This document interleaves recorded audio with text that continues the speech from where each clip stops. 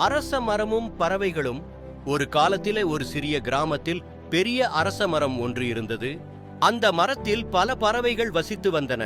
சில பறவைகள் கூடு கட்டி வசித்தது, மற்றவை கிளைகளில் ஓய்வு எடுத்தன. ஒரு நாள் அந்த மரத்தின் அருகில் ஒரு குயில் பறவையை பார்க்க முடியாத ஒரு ஆமை வந்தது. ஆமை குறைந்த வேகத்தில் நடந்து மரத்தை அடைந்தது. நான் ஓரளவுக்கு மழைக்குள் தங்க ஒரு இடம் தேடுகிறேன், உங்களுடைய மரத்தின் அடியில் நான் தங்கலாமா என்று கேட்டது. பறவைகள் சிரித்தபடியே சொன்னன, நீ பயனற்றவள், இங்கு இடம் கிடைக்காது, மற்ற இடம் தேடு. ஆமை அதே மனத்தில் திரும்பிக் கொண்டது. ஒரு சில நாட்கள் கழித்து கடுமையான சூறாவளி தாக்கியது. பல பறவைகள் மரத்திலிருந்து வீழ்ந்து காயமடைந்தன.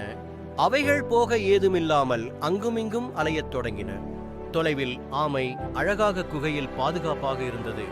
பறவைகள் கற்றுக்கொண்டன, எவரையும் தாழ்வாக மதிப்பிட வேண்டாம், ஒவ்வொருவரும் வாழ்வின் ஒரு பகுதியும் உண்டாக இருக்கிறார்கள்.